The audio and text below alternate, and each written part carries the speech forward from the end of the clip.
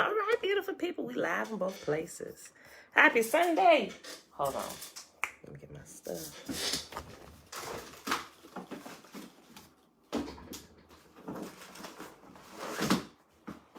Okay. Happy Sunday. Happy Sunday. Beautiful people. It is November the 14th, 2021. Day 301 of year 3 of reading through the books of the law and the prophets, and of the 3-year consecutive day count, day 969. Y'all, today we're reading Psalms chapter 95 through 98. And then we're going to pick up in, chapter 8 of Shakespeare's Secret Messiah with, I think 8 was Hamlet, right? We started in Hamlet. Yep, Hamlet, chapter 8.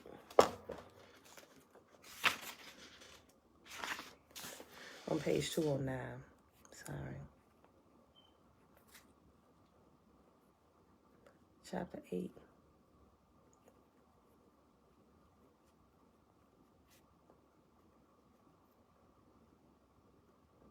All right, y'all. So let's go ahead and do the Shema. Levon, blessings. Trina, hey girl, hey. I wanted to be here yesterday, y'all. I really did. But we had an early appointment. We had to be out there at 7, right? So, and I wouldn't have been able to have my laptop and my whole stuff set up. So that's why we had to take it off. And I thought about doing an earlier video, but I was up too late. And if I said it and I overslept, I would have felt bad. So I was like, we're just going to forego it for tomorrow because we got to be up there so early. And then, yeah, so that's what we did, y'all. So that's why I wasn't here yesterday. We had an early appointment. All right, so let's pull up the Shema. All right, y'all, we get started over here. Remember, the Shema is found, or the Shema is found in Deuteronomy Chapter 6, starting at verse 3. Remember, read the whole chapter. I think in the gist of everything that I pulled out, I got everything. But go read the whole chapter, y'all, so y'all familiar with it.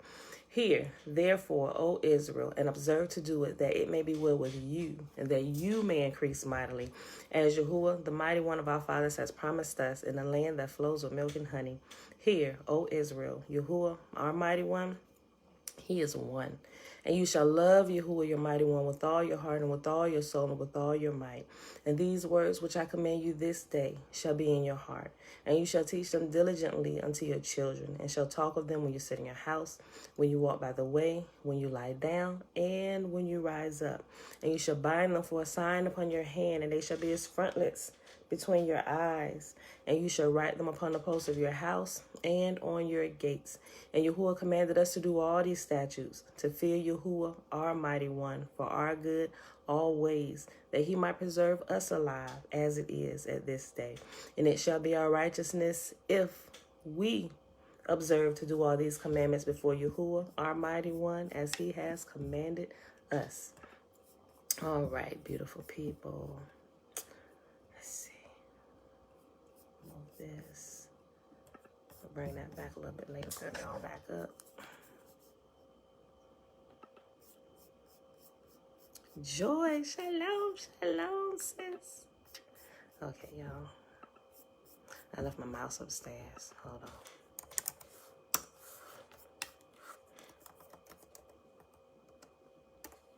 Psalms chapter 95, y'all.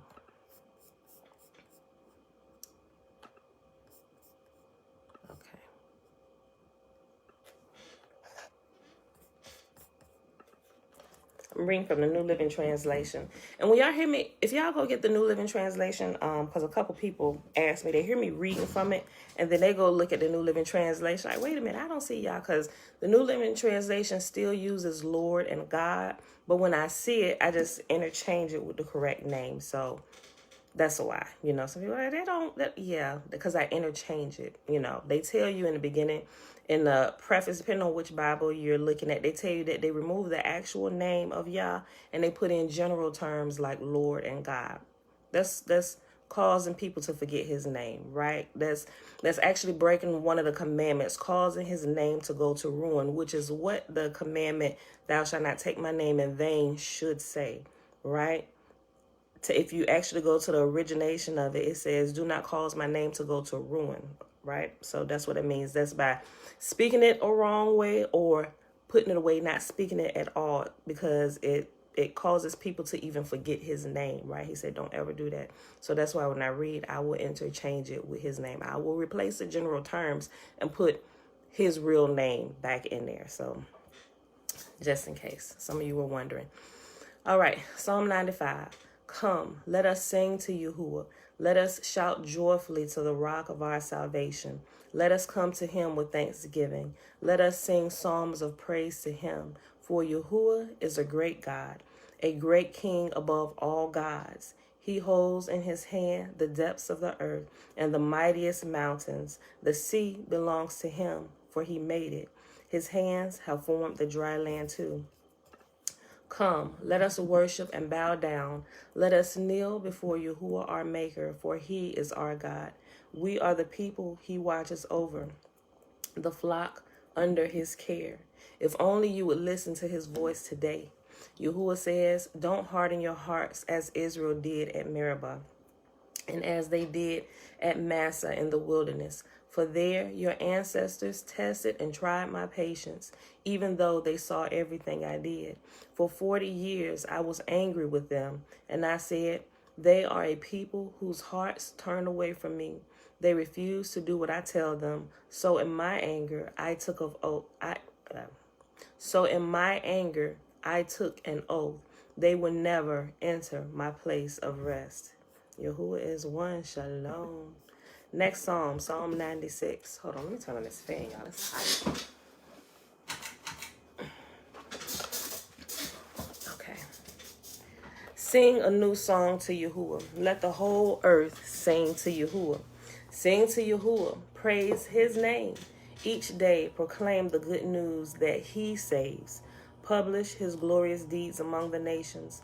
Tell everyone about the amazing things he does. Great is Yahuwah. He is most worthy of praise. He is to be feared above all gods. The gods of other nations are mere idols, but Yahuwah made the heavens. Honor and majesty surround him. Strength and beauty fill his sanctuary. O nations of the world, recognize Yahuwah.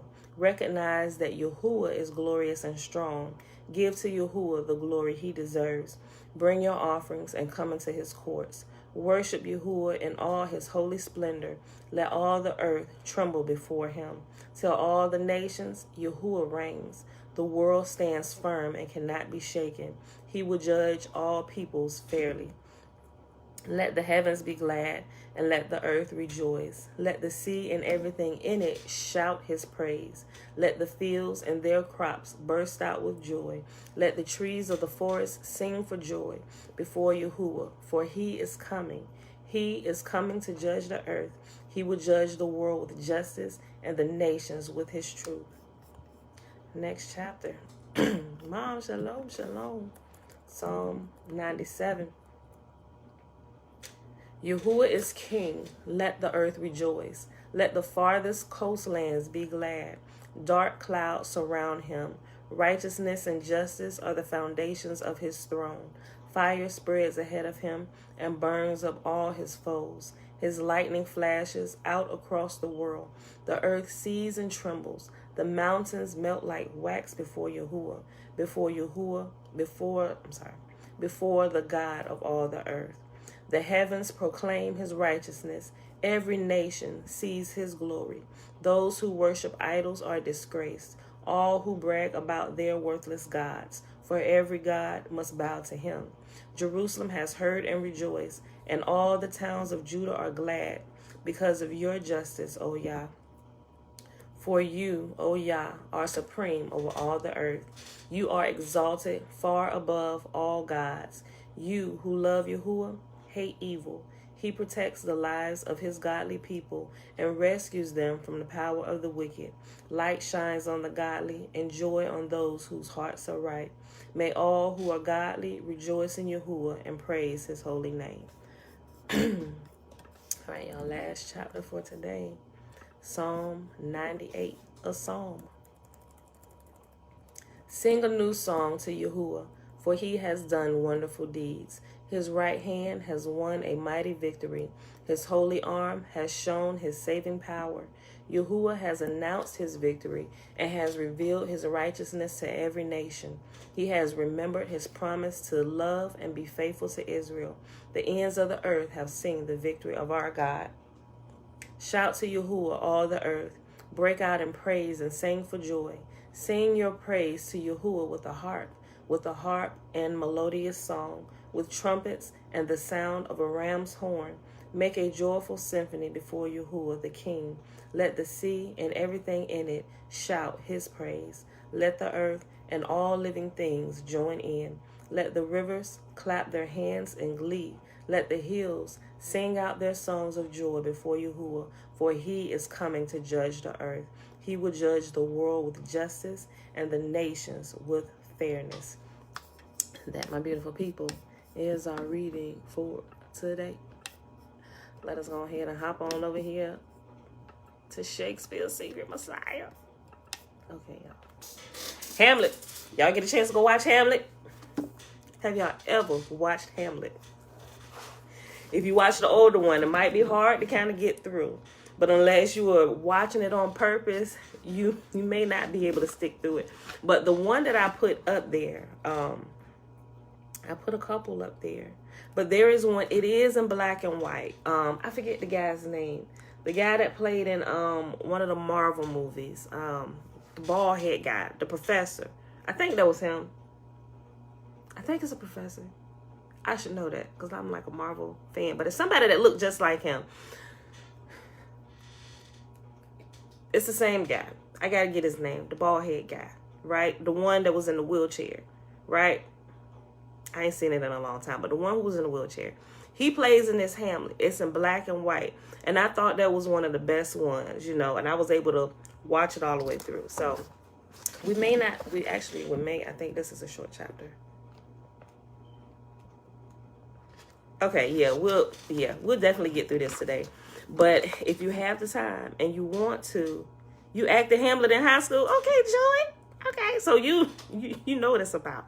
Look, but if y'all haven't, even if you get the chance, go back and watch one of the versions of it so you can kind of keep up with what's going on. How some people may be coming in the middle of this and like, how in the world does all this connect to the Bible? What you're trying to show us? It all connects, I'm telling you. So if you were here from the beginning, you would see the connections and why we're bringing these in and how it connects to the New Testament, how they're kind of interchanging stuff, right? These are smaller pieces of the bigger puzzle, right? So I'm taking time going through all of these little smaller pieces so you can see the bigger puzzle. So y'all know I ain't cuckoo, right? All right. Hamlet, chapter 8. Hamlet is the most researched play in the world, with a bibliography that reached over 12,000 listings in 2004. Despite this effort, much of the play is still a puzzle to many modern critics. Analyzing the play in the light of the Flavian typology, however, renders it completely coherent. Hamlet was based upon a tale in Saxo's Histoire Danique, and I probably pronounced that wrong. Right? Okay. In that story, Fingo bloodily butchers his brother Ameltath,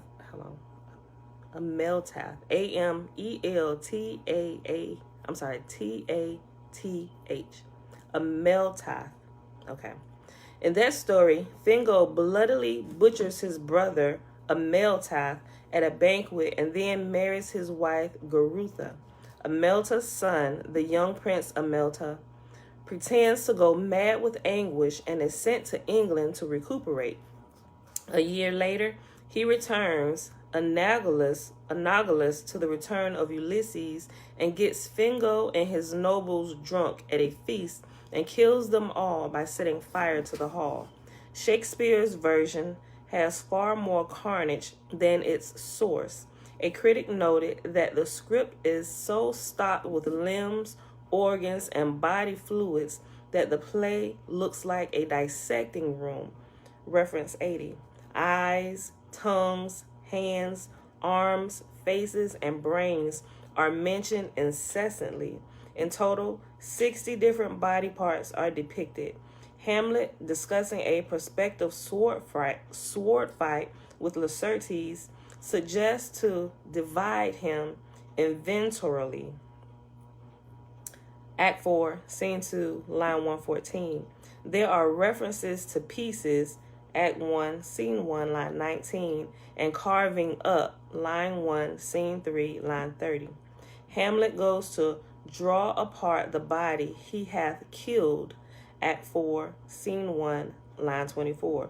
Such carving is also emphasized by one of the players of the play within the play. Quote, when she saw Pyrrhus make malicious sport in mincing with his sword her husband's limbs. End quote. I'm going to read that again because it made sense, but I think I read it too fast. When she saw Pyrrhus make malicious sport in mincing with her sword, I'm sorry. I'll read it again. I got to slow down. Quote, when she saw Pyrrhus make malicious sport in mincing with his sword her husband's limbs. End quote. Act 2, Scene 2, line 513 through 514. The play also incorporates a vast amount of cannibalistic imagery, as has been noted before, reference 81. And although it has been suggested that this imagery is related to the play's general preoccupation with death and the fate of the human body, reference 82. When I say the reference, if you weren't here, when I say the reference number, it gives you the full reference and detail in the back in the index, and it's located at the number. The play also incorporates a vast amount of cannibalistic imagery, as has been noted before, reference 81. And although it has been suggested that this imagery is related to the play's general preoccupation with the death and fate of the human body, reference 82, this does not seem to be a completely satisfactory explanation. The problem is particularly vexing because the theme does not occur at all in Saxo's Historia Danica, the source for Hamlet, and some critics have complained that this constitutes a structural problem in understanding the play's meaning. Critics have wondered, if the playwright is implying that cannibalism is occurring, who is eating whom and why? For example, what is the meaning of the statement that indicates that Hamlet's father was eaten, quote, most holy and religious fear it is to keep those many bodies safe that live and feed upon your majesty, end quote. Act 3, Scene 3, line 8 through 10. The sheer volume of cannibalistic imagery in Hamlet suggests that this question must be answered before the play can be understood. My solution, of course, is that Shakespeare constructed a reversal of the cannibal theme of the Flavian comic system. The key character in this reversal is Fortinbras, whose name means strong arm, so named by the playwright because he was one of the few characters at the play's conclusion with his limbs intact. Hamlet encounters his father's ghost, who informs him that he has been murdered by his brother, Hamlet's uncle, the new king. The character Fortinbras is introduced at this point and is established as a mirror image of Hamlet. Like Hamlet, Fortinbras was named for his father, who was king but has been recently killed by Hamlet's father, who was also named Hamlet. And like Prince Hamlet, Fortinbras's uncle seized the throne after his father's death.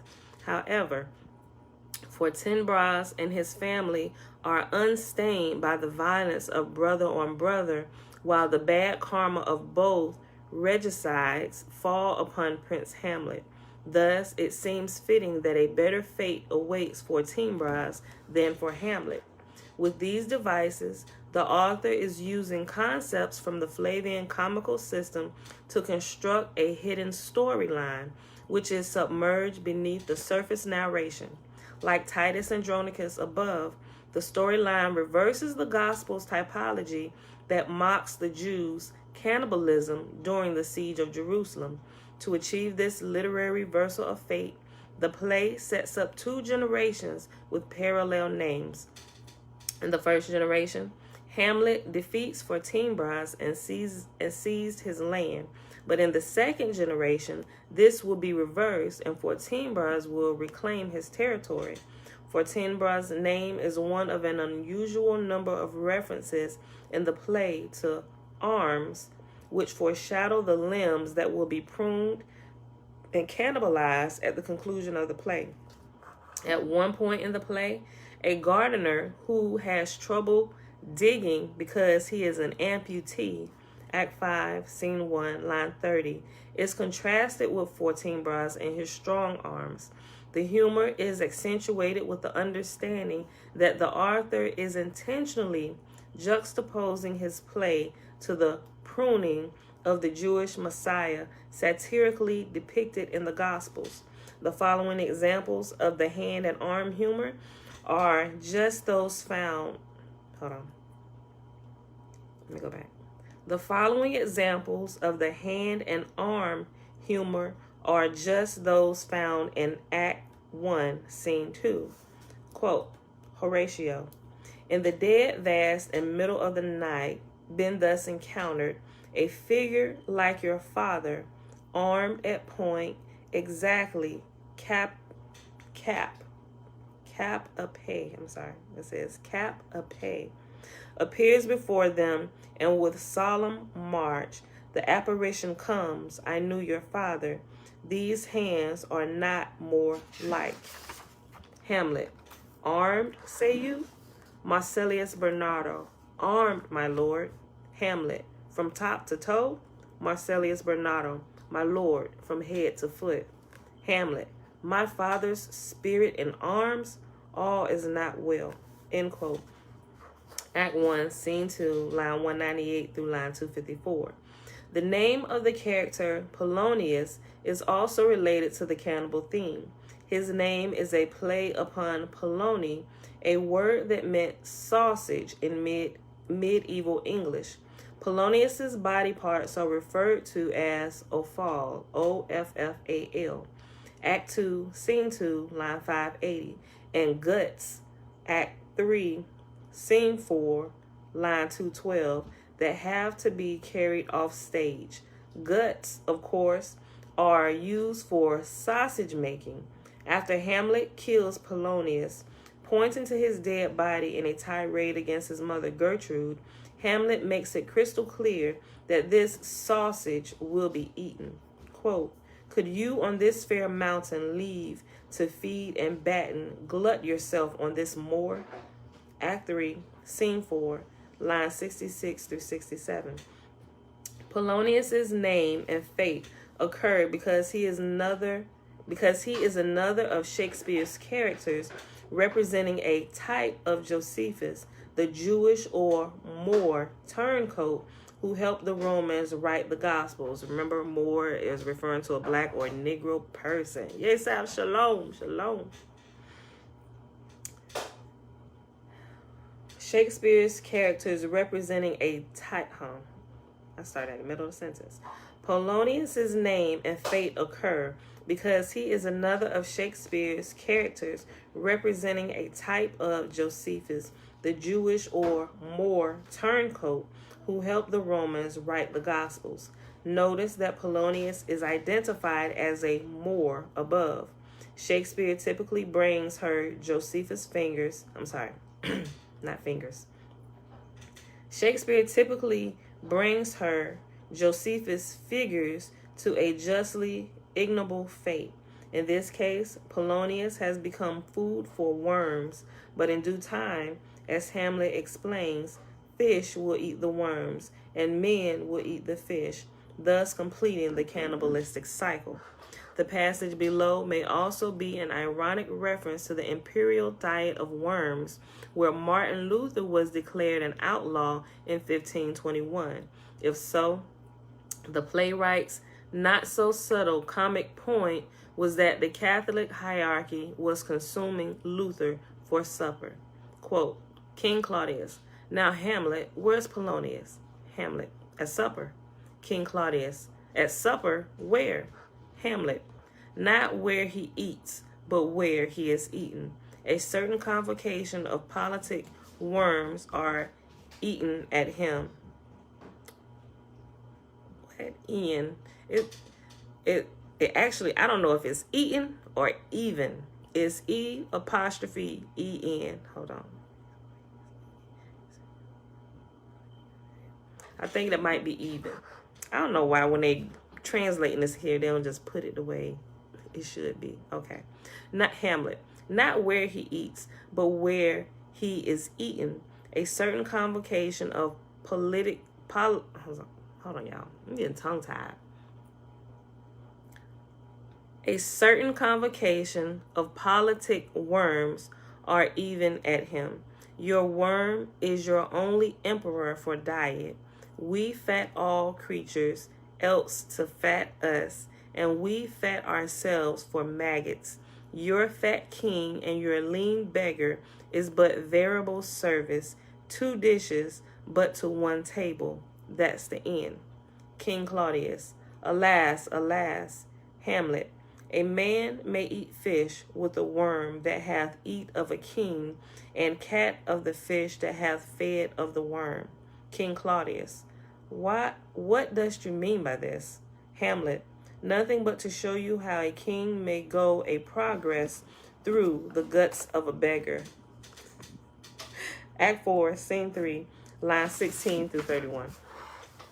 Within the context of the Flavian's comic system, Hamlet's comment above, quote, not where he eats, but where he is eaten, end quote, is a reference to the double entendre regarding Lazarus being, quote, made a supper, end quote, at John chapter 12, verse 2.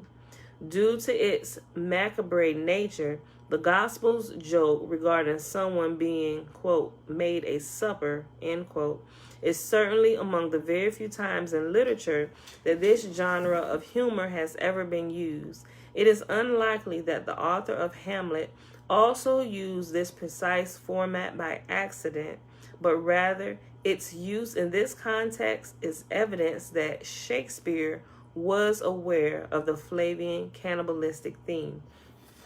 The passage in Hamlet is also clever irony in that it was Josephus, that is, Joseph of Arimathea, who, after he took Jesus' body down from the cross, placed the body in the sepulchre where the stone could be used to hide it. Polonius' fate is a reversal of Josephus' action. While Josephus was hiding a body, it is Polonius' own body that is being hidden before it is eaten. Further, as shown below, the author helps the reader understand that the play is taking place within a, quote, Lazarus context, end quote, by playing on the word Lazar. Other references to cannibalism in Hamlet draw on Seneca's Thyestes. Thyestes.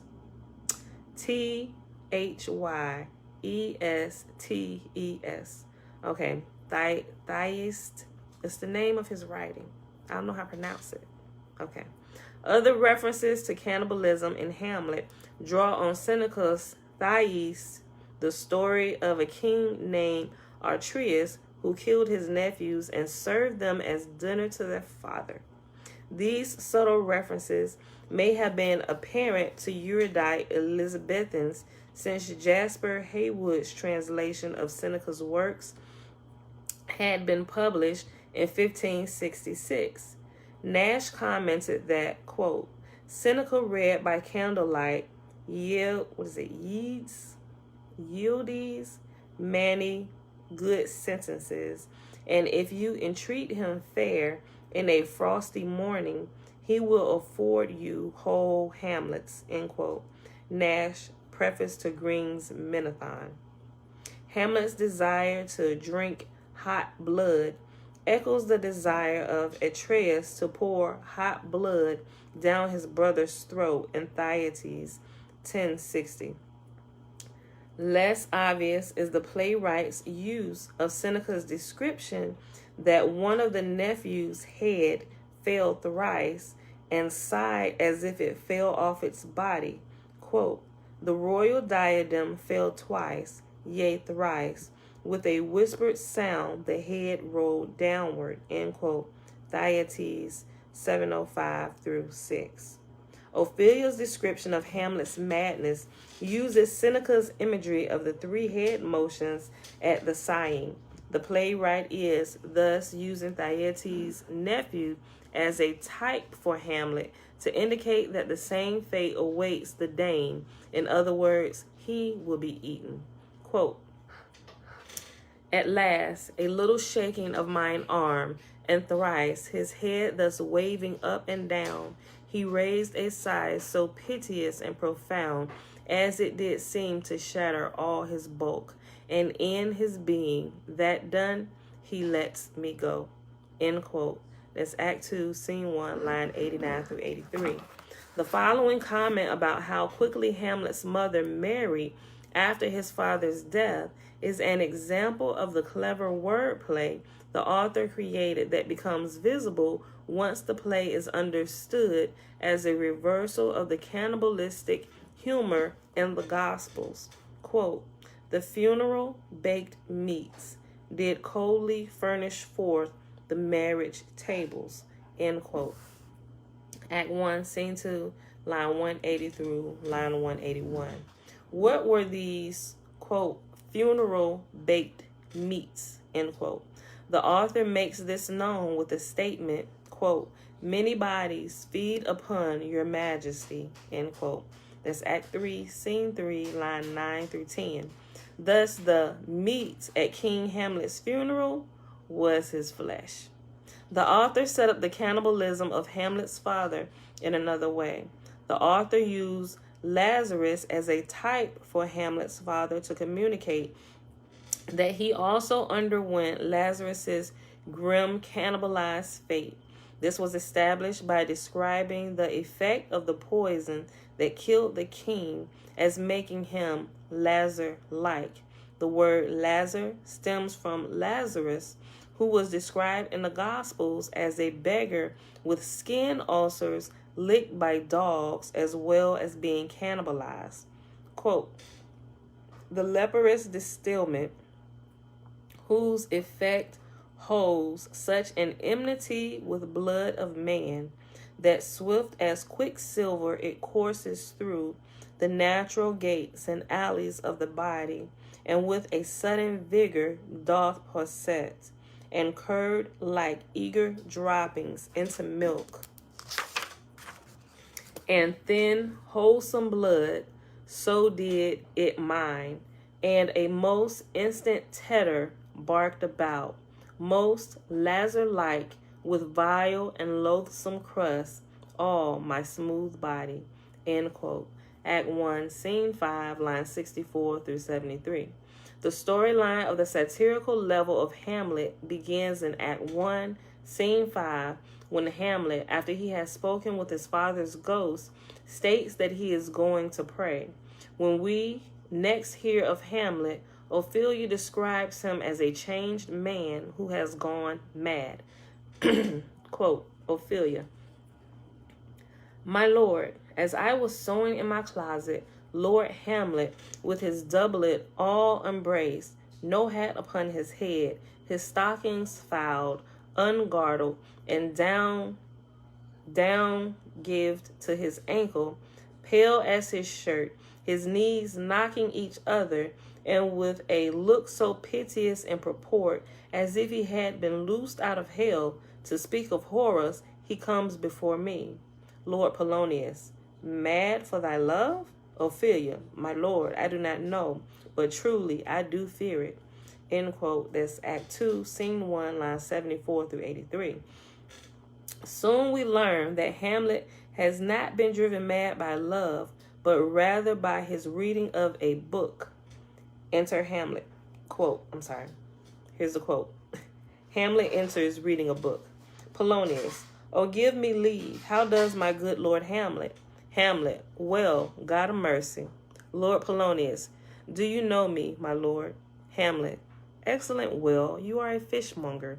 Lord Polonius. Not I, my lord. Hamlet. Then I would you were so honest a man. Lord Polonius. Honest, my lord? Hamlet. Sir, to be honest, as this world goes, is to be one man picked out of 10,000. Lord Polonius. That's very true, my lord. Hamlet. For if the sun breeds maggots in a dead dog, being a god kissing carrion, have you a daughter? Lord Polonius. I have, my lord. Hamlet.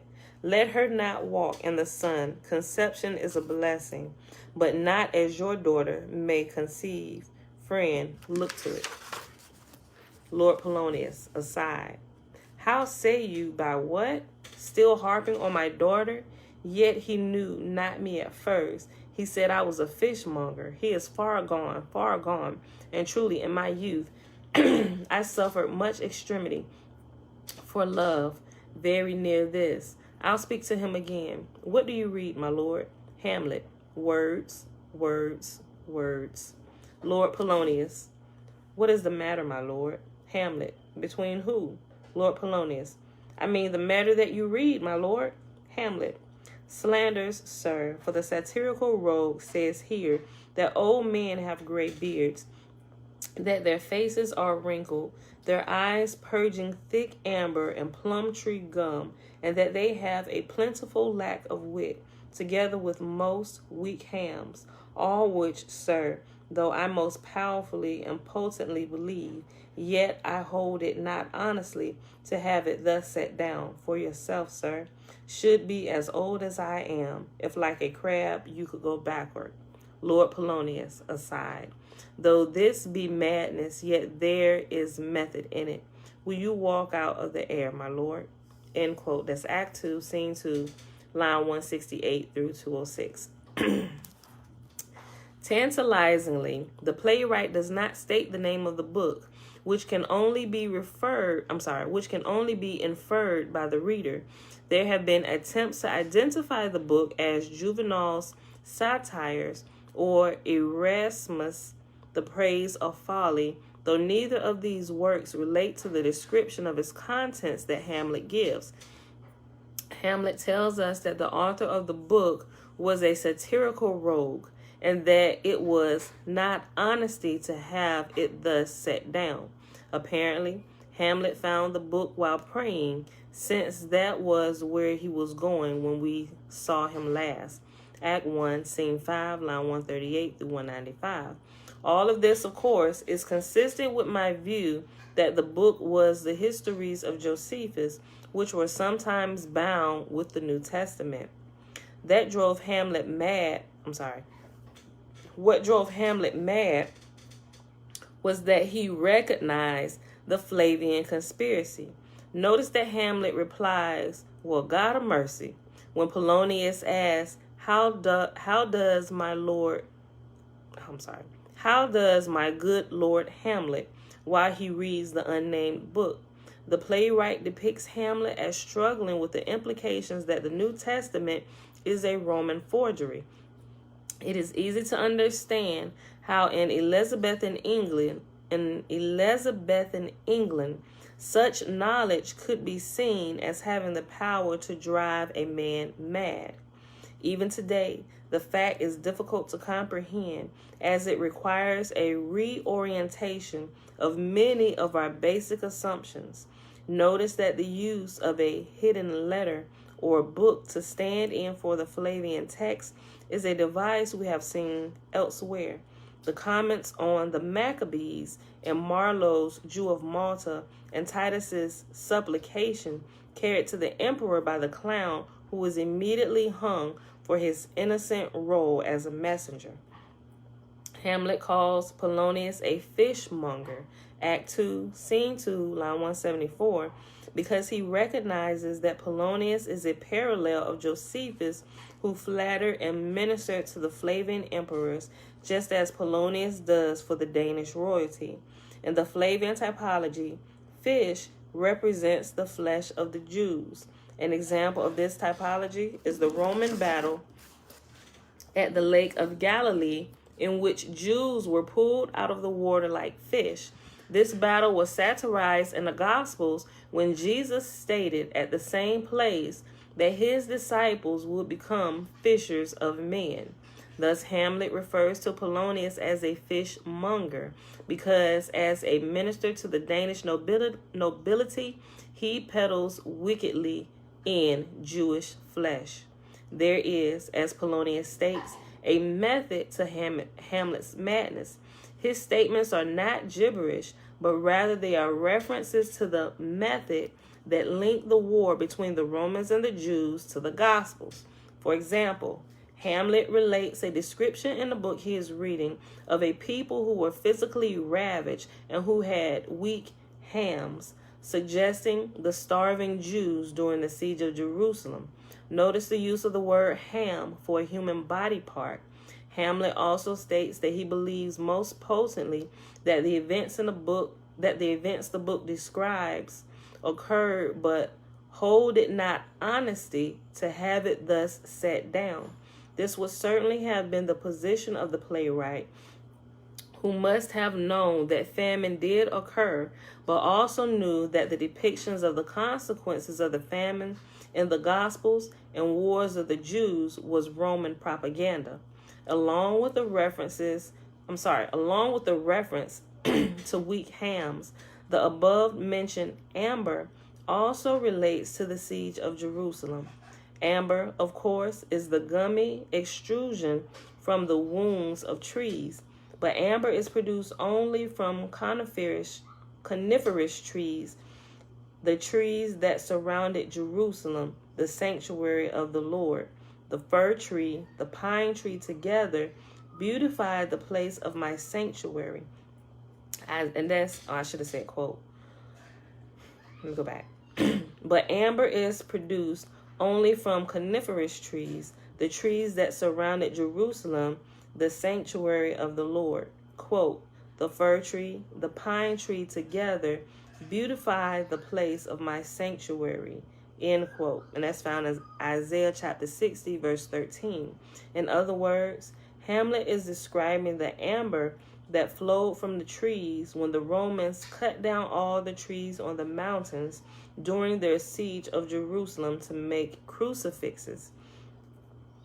Far from being random, the method to Hamlet's madness throughout the rest of the play is entirely related to Hamlet's understanding of the Flavian satirical system. For example, Hamlet's remark above about the sun breeding maggots in a dog refers to Luke chapter 16, verse 20, and Matthew chapter 15, verse 26 through 28, which describes Lazarus full of sores, Lazar-like above, being food for dogs. Another example of his method is the passage below in which Hamlet states the news that Flavian actors had taken the role of the Christ and therefore rode an ass as Jesus did in the Gospels. Quote, Polonius, my lord, I have news to tell you. Hamlet, my lord, I have news to tell you. When Roscius was an actor in Rome. Lord Polonius, the actors are come hither, my lord. Hamlet, buzz, buzz. Lord Polonius, upon mine honor. Hamlet, then came each actor on his ass. End quote. Act 2, Scene 2, line 389 through 395. In order to, quote, catch the king, end quote, his murderous uncle Claudius Hamlet arranges for a group of actors to put on a play that will represent the attack upon his father so closely that it will force his uncle to reveal his guilt. To test the troupe on their acting ability, Hamlet has them first perform a separate play for him. They choose the story of Troy, which had a special significance to the author of the Shakespearean literature. The Greek conquest of Troy was parallel to Rome's conquest of Jerusalem. Notice that Troy was defeated by the wily Odysseus' treacherous gift of a religious idol, just as Jerusalem was defeated by Titus, who brought the false religion of Christianity. The player's recital of the story of the city's fall creates a nesting effect like a Russian matryoshka. What? Matryoshka. Okay, I think it's matryoshka. Matryoshka. Okay. The player's recital of the story of the city's fall creates a nesting effect like a Russian matryoshka doll. In other words, the play within a play about Troy is really about the establishment of Christianity, and it reveals the truth about Hamlet's situation, just as the larger play does. Both are symbolic comments upon the Romans' creation of a false religion. Okay, we only got a couple more pages, y'all. King Claudius is a type for Caesar Claudius, who was murdered by poison in October of 54 CE. Thus, the play's mass poisoning can be understood as a play on Claudius's death. Moreover, as noted below, Claudius was the third angel in Revelation who was associated with the poison wormwood. Let me read that again, because we almost at chapter 11. Every time I can think about it, I tell you I'm so excited to get to chapter 11 when we start breaking down the book of Revelation, y'all. I hope y'all stay for it. Yo, listen. Moreover, as noted below, Claudius was the third angel in Revelation who was associated with the poison wormwood. The author of Hamlet understood Revelation's typology and linked it in the following exchange. Quote, player queen, oh, confound the rest. Such love must needs be treason in my breast. And second husband, let me be accursed. None wed the second, but who killed the first? Hamlet, aside, wormwood, wormwood. End quote. Act 3, Scene 2, line 177 through 181. The fate of Ophelia, which has mystified scholars to date, is clear within this interpretation. Hamlet told Polonius that Ophelia is a daughter of Jephthah, the biblical character who sacrificed herself rather than violate her father's oath to God. The reason that Hamlet tells her to, quote, get to a nunnery, end quote, is to prevent her from breeding more Burgess. I think that's Burgess. Forgive me. Okay, I think that's Burgess. I could be wrong. The reason that Hamlet tells her to get to a nunnery is to prevent her from breeding more Burgess fishmongers like Polonius and herself. Her ensuing madness and suicide is because, like Hamlet, she learns that Jesus/Titus is a false god who did not rise from the dead. Quote, Ophelia, how should I, your true love, know from another one? By his cockle hat and staff and his sandaled shoon. He is dead and gone, lady. He is dead and gone. At his head is a patch of green grass, and at his feet there is a tombstone. End quote. Act 4, Scene 5, line 23 through 32. Hamlet's famous soliloquy, To Be or Not to Be, is in this same comic genre. The playwright is reversing the conclusion of Josephus's Jewish Wars, wherein Eleazar purportedly told his Jewish followers that suicide was a good idea, while Hamlet is asking himself whether it is a good idea to commit suicide. The typological humor may seem in good fun, but it is quite possible that the playwright mirrored the Romans' hatred and had a murderous intent with such satires. Hamlet journeys to England, but when he unexpectedly returns, his arrival sets off a group slaughter of the remaining principal characters. The slaughter echoes the carnage that the Denoments, I think that's Denoments, I'm spelling it out, just in case y'all want to correct me. But when y'all send it to me, y'all gotta do the word, y'all gotta put like dashes and do like it sounds like for real. I ain't illiterate, but sometimes you may wonder when I go to pronounce some words. The slaughter echoes the carnage at the denouements of Titus Andronicus and Romeo and Juliet.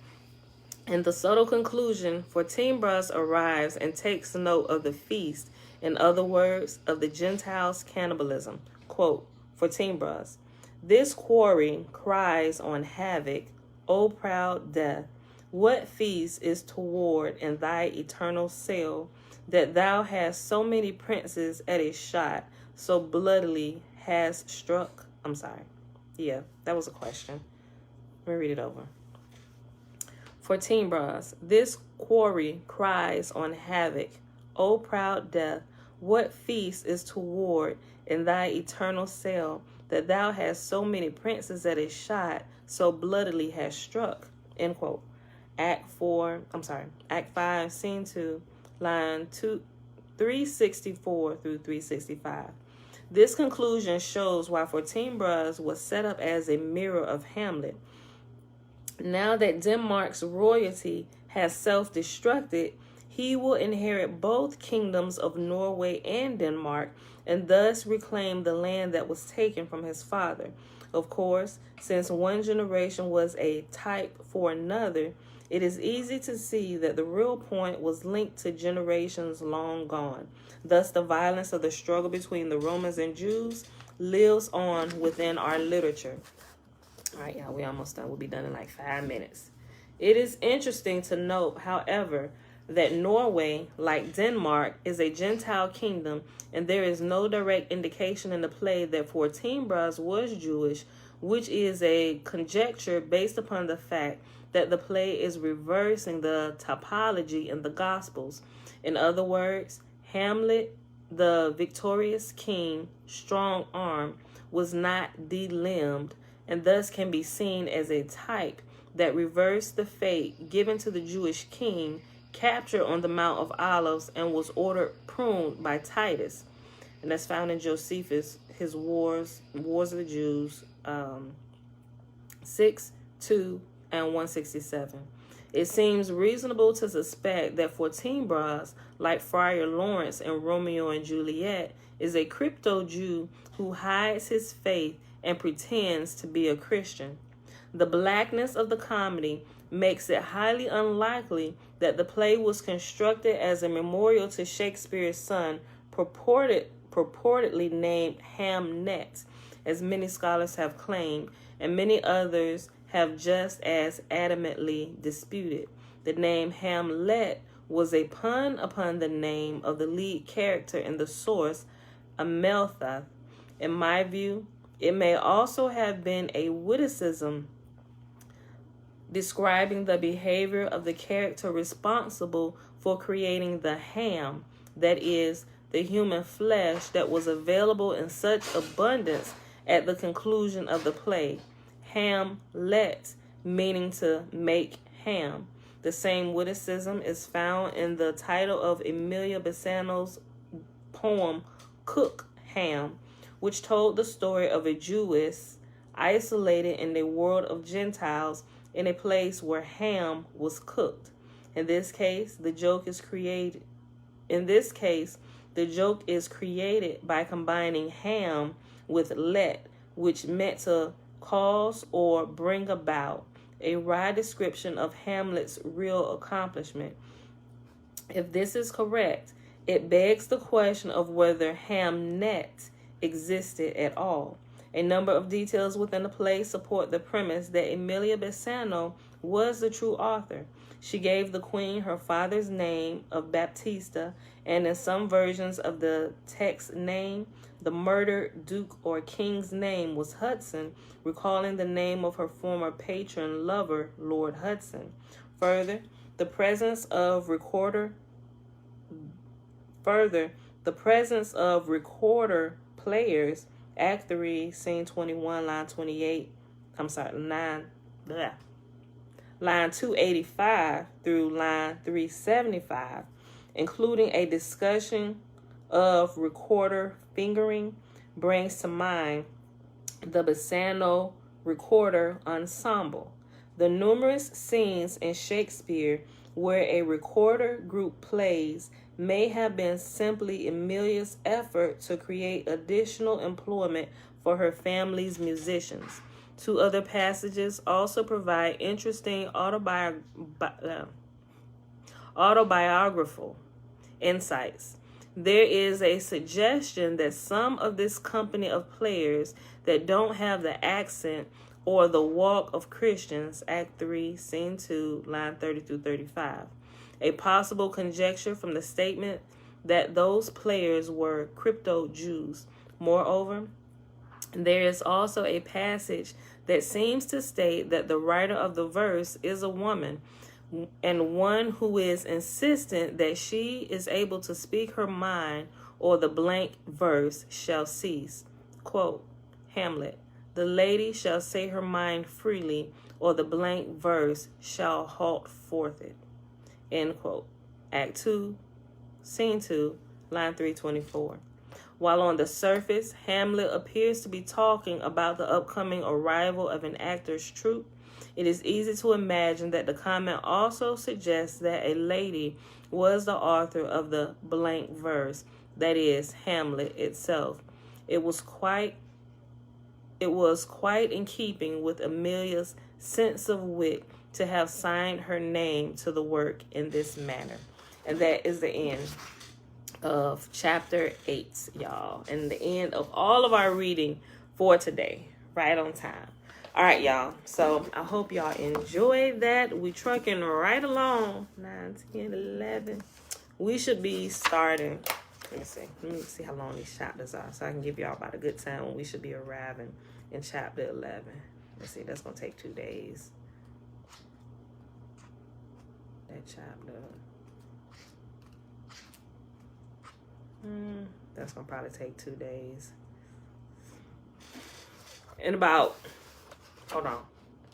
By the end of this week, we should be starting in chapter 11. Because chapter 9 is going to take 2 days. Yeah. That's definitely going to take 2 days. That's definitely going to take 2 days. I hope it don't take 3. If I don't add in any of my stories.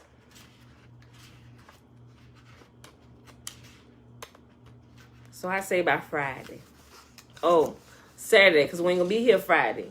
So Saturday, if these take 4 days, I say by Saturday, we'll be starting chapter 11, which begins the breakdown of the book of Revelation, y'all. Make sure y'all here. Y'all got to make sure y'all here. Especially if y'all are end times prophecy fanatic like I was. I mean, I still am.